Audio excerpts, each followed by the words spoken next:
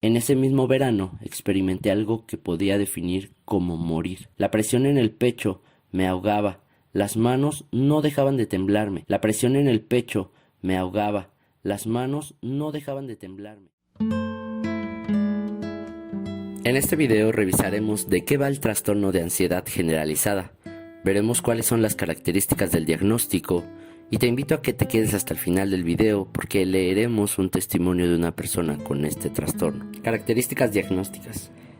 La característica esencial del trastorno de ansiedad generalizada es una ansiedad y una preocupación excesiva acerca de una serie de acontecimientos o actividades. La intensidad, la duración o la frecuencia de la ansiedad y la preocupación es desproporcionada a la probabilidad o al impacto real del suceso anticipado. Al individuo le resulta difícil controlar la preocupación y el mantenimiento de los pensamientos relacionados con la misma interfiere con la atención a las tareas inmediatas. Los adultos con trastornos de ansiedad generalizada a menudo se preocupan todos los días acerca de circunstancias rutinarias de la vida, tales como posibles responsabilidades en el trabajo, la salud y las finanzas, la salud de los miembros de la familia, la desgracia de sus hijos o asuntos de menor importancia, por ejemplo las tareas del hogar o llegar tarde a las citas. Los niños con trastorno de ansiedad generalizada tienden a preocuparse en exceso por su competencia o por la calidad de su desempeño. Durante el curso del trastorno, el centro de preocupaciones puede trasladarse de un objeto o a una situación a otra. Varias características distinguen el trastorno de ansiedad generalizada de la ansiedad no patológica. En primer lugar, las preocupaciones asociadas con el trastorno de ansiedad generalizada son excesivas y por lo general infieren significativamente con el funcionamiento psicosocial, mientras que las preocupaciones de la vida cotidiana no son excesivas. Se perciben como más manejables y pueden ser aplazadas si surgen asuntos más urgentes. En segundo lugar, las preocupaciones asociadas con el trastorno de la ansiedad generalizada son más penetrantes, pronunciadas y angustiosas. Tienen una mayor duración y se producen con frecuencia sin desencadenantes. Cuanto mayor sea la variedad de circunstancias sobre la vida que una persona se preocupa, es más probable que sus síntomas cumplan los criterios de trastorno de ansiedad generalizada. Las preocupaciones cotidianas se asocian con mucha menos frecuencia a síntomas físicos, por ejemplo, inquietud, sentimiento de agitación o nerviosismo. Las personas con trastorno de ansiedad generalizada refieren mucho malestar subjetivo debido a la preocupación constante y al deterioro de las áreas sociales u ocupacionales o de otras áreas importantes del funcionamiento. La ansiedad y la preocupación se acompañan de al menos 3 de los siguientes síntomas adicionales: inquietud o sensación de excitación o nerviosismo, facilidad para fatigarse, dificultad para concentrarse o tener la mente en blanco, irritabilidad, tensión muscular y trastornos del sueño, a pesar de que en los niños solo se requiere un síntoma adicional. Para diagnosticar correctamente este trastorno se deben de cumplir con otros aspectos, como que la ansiedad, la preocupación o los síntomas físicos causan malestar clínicamente significativo o deterioro en lo social, laboral u otras áreas importantes del funcionamiento.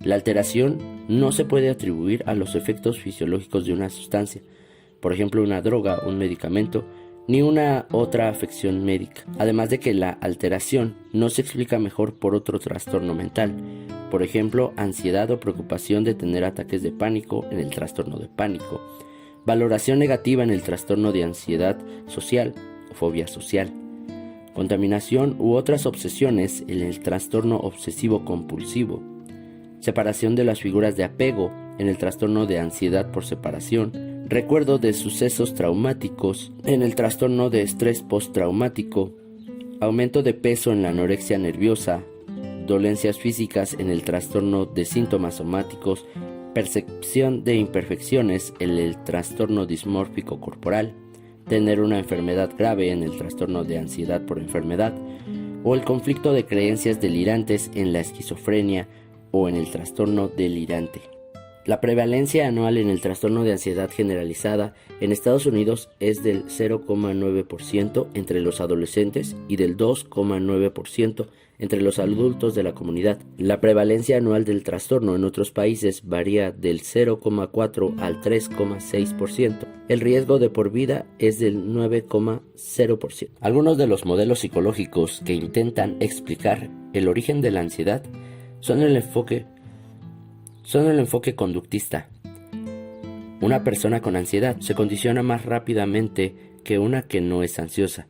Es decir, si las relaciones o síntomas de este trastorno siguen algún tipo de recompensa, se fortalecerán y aparecerán con más frecuencia, pero si ocurre lo contrario, nuestros síntomas se debilitarán hasta el grado de extinguirse por completo. Desde el punto de vista del enfoque cognitivo-conductual, los pensamientos catastróficos son factores importantes en el desarrollo de la ansiedad, ya que pueden funcionar como sus detonadores. Cogniciones como mi mente está afectada, estoy sumamente preocupado, tengo miedo de actuar de forma errónea o me preocupa lo tenso que me siento, pueden originar que la persona empiece a desarrollar síntomas físicos de angustia, se incremente la percepción de sus sensaciones corporales y tenga más pensamientos catastróficos que lo lleven a una angustia mayor.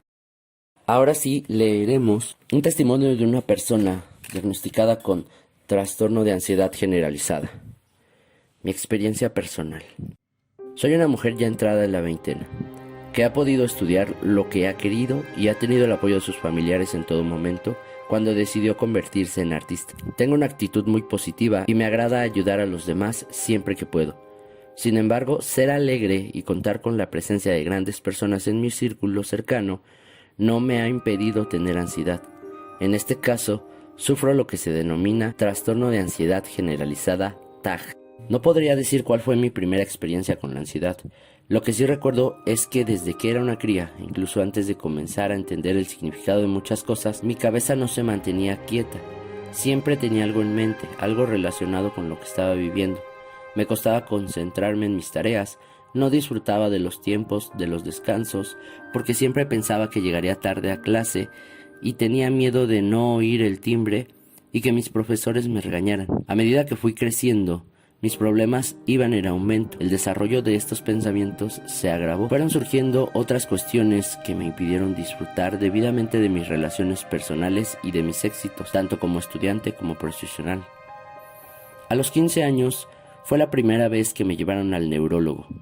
Como es normal, al final de esta situación también afecta la ansiedad de los padres. En este caso, los míos se encontraban angustiados ya que pensaban que no era normal que tuviese siempre tantos problemas para conciliar el sueño. Pero claro, no era habitual que una persona tan joven tuviera ansiedad, así que no me la diagnosticaron hasta más tarde.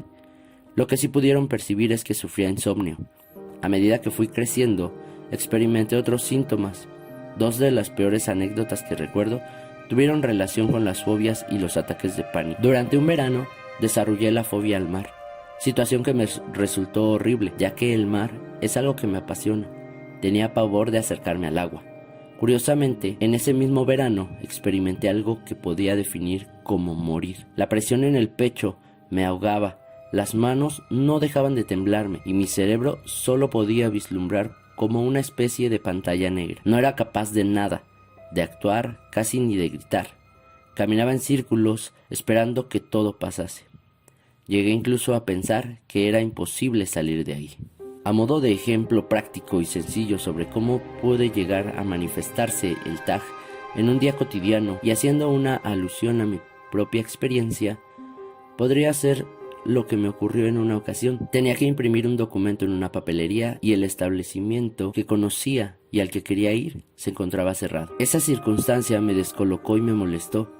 ¿En qué momento pensé, qué hago ahora? ¿Y si no me da tiempo de entregarlo? ¿Y si no hay alguna papelería cercana? ¿Por qué no he tenido esto en cuenta antes? Etcétera. Si sufres ansiedad generalizada, es muy probable que todas estas ideas pasen por tu cabeza. Sin embargo, en cualquier ocasión pensarás, bueno, no pasa nada, tendré que buscar otra.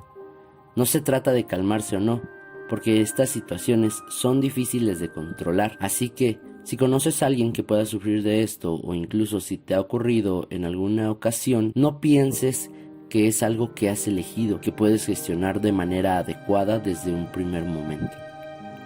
Actualmente soy muy consciente de quién soy y de cuáles son las situaciones por las que podría llegar a pasar. Aunque no lo parezca, he encontrado una forma de hacer más llevadera mi vida con ansiedad. Entre otras cosas, he iniciado terapia psicológica, practico rutinas deportivas y gestiono diversas maneras de expresar mis sentimientos, evitando, en cierta parte, que lleguen a estallar de una u otra forma. Por todo esto, quiero hablarte de lo que es la ansiedad y el TAG, porque nadie está solo en esto y es probable que, aunque no lo padezcas, alguien de tu círculo cercano sí se haya visto afectado por la ansiedad. ¿Lograste identificar alguno de los síntomas durante este testimonio? Déjame saberlo en los comentarios. Y si te gustaría conocer más acerca de los trastornos, te recomiendo este video.